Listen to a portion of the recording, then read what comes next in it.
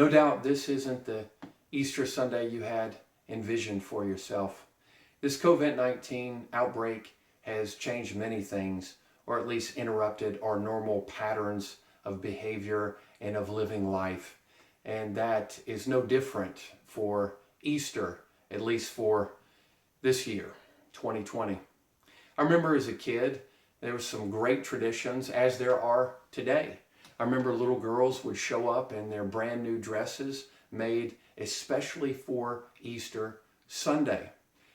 Often today, you have churches, you have staff, you have choir directors and other people involved in the life of the church who put more time, more thought, more preparation in getting ready for Easter Sunday. It's usually a huge public celebration. In addition to that, you often find that attendance on Easter Sunday more than doubles. We have people who normally don't go to church, they'll show up for Easter. They don't want to miss the show. They don't want to miss the celebration. And look, as great as those things are, when we look back at the very first Easter, it is nothing like the Easters that we celebrate today. The first Easter passed largely without notice. So what was going on that first Easter? Well, we're going to pick up reading in Luke's Gospel, chapter 24. On the day in which he was crucified, unfortunately, they didn't have an opportunity to prepare his body to be buried. And so the women followed his body to the tomb so that once the Sabbath passed, they could return and properly prepare his body. And so that's what we find in verse 1. But on the first day of the week, at early dawn, they came to the tomb bringing the spices which they had prepared. And they found the stone rolled away from the tomb. But when they entered, they did not find the body of the Lord Jesus. Clearly, they were expecting to find a body, Jesus' dead corpse. They didn't find it. How did they react to this? While they were perplexed about this, they're confused about it. This didn't fit what they were looking for. Behold, two men, and these are angels, suddenly stood near them in dazzling clothing. And as the women were terrified and bowed their faces to the ground, the men said to them, "Why do you seek the living one among the dead?" Isn't that a great reference to Jesus, the living one? We don't come together and celebrate Easter for failed, dead messiahs. We come together to celebrate the life of the risen Lord. Verse 6. He is not here, but he has risen. Remember how he spoke to you while he was still in Galilee, saying that the Son of Man must be delivered into the hands of sinful men and be crucified, and the third day rise again? These angels are just simply repeating something that Jesus had said multiple times clearly and plainly to his disciples. We find it in Luke chapter 9. We also find it in Luke chapter 18. And there are numerous other references in the Gospels, in the New Testament, where Jesus said, hey, guys, I'm going to be crucified. I'm going to die. And then on the third day, I'll rise again. Oh, nobody was expecting this, though, even though Jesus had said it. Verse 8, and they remembered his words. Oh, okay, yeah, I remember now. And returned from the tomb and reported all these things to the 11 and to all the rest. And now we have a list of some witnesses who had come to the tomb, the women.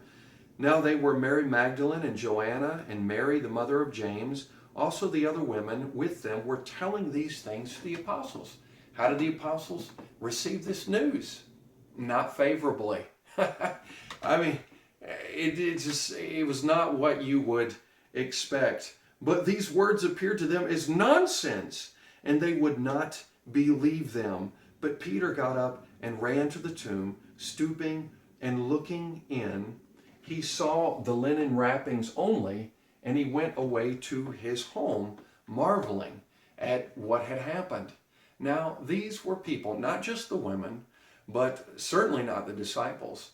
The followers of Jesus were not expecting to have him be resurrected. It's not like the disciples were hanging around the tomb, camping out, having a watch party. Oh, guys, isn't this great? This is going to be amazing. Jesus talked about this. I can't wait. Peter, how much time?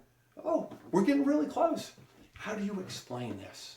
He had spoken so clearly to them, and yet it catches everyone by surprise. I think the reason why the disciples were not there at the tomb waiting for Jesus to be resurrected is because what Jesus had told them did not fit their expectations. And that doesn't mean that they did not believe in a physical resurrection. They just didn't understand what Jesus was actually saying. See, well, let me just give you an example. I remember years ago, whenever I was taking an exegesis class, a biblical interpretation class with the New Testament scholar Joel Green, I wrote somewhere in a paper that the Jews believed this. And I remember he looked at me and he said, well, what Jews are you talking about? And I thought, okay, all right, I got the message. I didn't know very much about first century Israel, and so I wrote in a way to suggest that most people in Israel believe the same stuff. But in actual fact, there was quite a bit of diversity of theological thinking back in those days. The Sadducees didn't believe in a resurrection, so of course they're not going to expect one.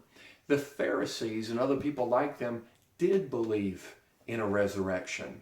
However, it was a future general resurrection where everybody would be resurrected at the same time. And there's some diversity of that general resurrection. Some people thought only those who were faithful to the Old Testament law, referred to as the Mosaic law, would be resurrected. And some people thought the wicked would be resurrected as well, only to be punished again.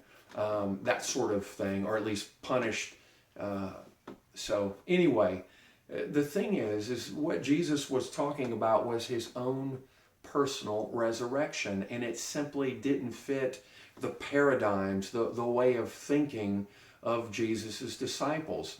Now, he still explained it to them, or at least told them plainly, why didn't it compute? Why didn't it register with these disciples? I think Tom Wright, in his commentary, Luke for Everyone, gives a very succinct, very good explanation for that. And I'm just going to read it to you.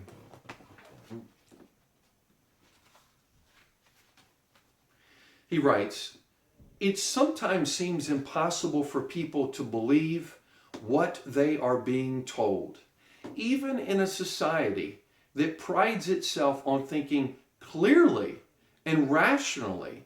There are fashions in ideas just as in clothing, and often certain thoughts are so out of style as to be almost literally unthinkable, even if people say things over and over again."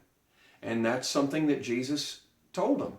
He said he was going to be crucified. He said he would be rising again on the third day. However, if fashion dictates that we should think something else, we simply ignore them or remain unable to understand them. We can't, as we say, hear them. That is, we hear the sounds the words make, but they don't go any further than our eardrums. What Jesus was saying was so unique to them, they just could not believe it. It didn't register. Their faith couldn't grab a hold of it. Well, let's read a little bit further. Let's actually see what Jesus was up to. He obviously wasn't in the tomb. Now, typically you'll find that the week after Easter Sunday, you'll find a message or a sermon on the walk to Emmaus as if it happened a good while later. But in actual fact, the walk to the Emmaus story took place that very day. And so Jesus appears with two men, and they're walking on this road to Emmaus, but they were prevented from actually recognizing him. So I'm going to pick up reading in verse 17 of Luke chapter 24. And this is Jesus speaking. And he said to them, "What are these words that you are exchanging with one another as you are walking?" And they stood still, looking sad. One of them, named Cleopas, answered and said to him, "Are you the only one visiting Jerusalem and unaware of the things which have happened here in these days?" It's as if they're saying, have you been living under a rock? I mean, where have you been, man? Carrying on here, verse 19, and he said to them, "Well, what things?" And they said to him, "The things about Jesus the Nazarene, who was a prophet, mighty in deed and word, in the sight of God and all the people, and how the chief priests and our rulers delivered him to the sentence of death and crucified him." Verse 21, "But we were hoping that it was he who was going to redeem Israel."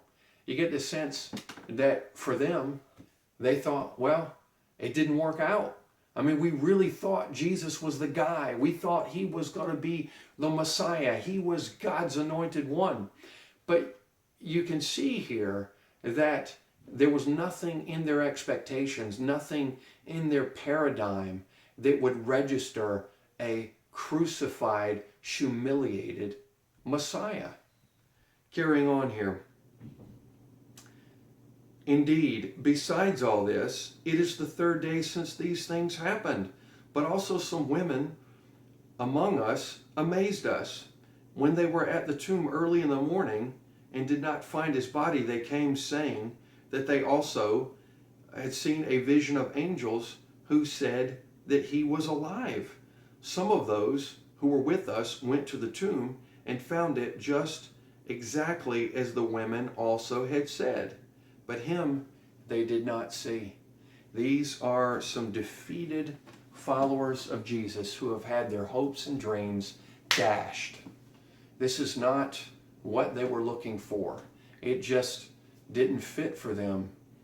Look, Jesus responds to faith, doesn't he? He certainly does. There are numerous occasions after he's healed somebody, he says, "Your faith has made you well." However, what does Jesus do when there's an absence of faith? When there's no faith at all? Does that mean that he's like, well, I had these things that I were wanting to do for these people, but because there's no faith, I'm not going to do it? I mean, it's as if God the Father's like, well, Jesus,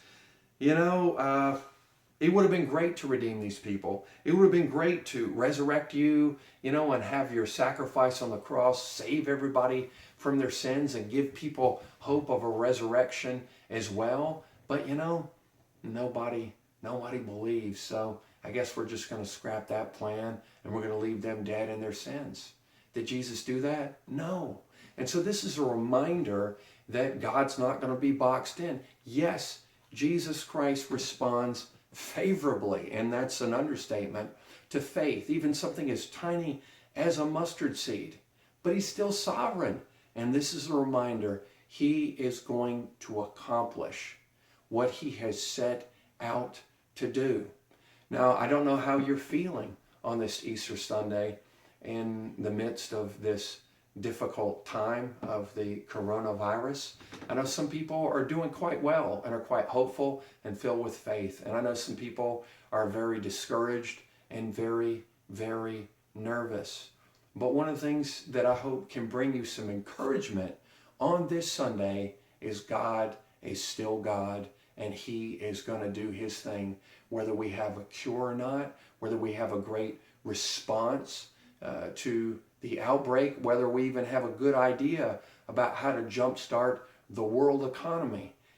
It doesn't matter in the face of a sovereign God. He can still accomplish what needs to be accomplished. So it's my prayer that you cry out to God with the hope and the faith that you have, but I'm going to remind you, whether your faith is high or low or completely absent, the Lord is sovereign and he's going to accomplish what needs to be accomplished. It's a message of hope, and it's right out of Scripture, and it's appropriate for Easter. So I say to you all, Happy Easter. God bless you.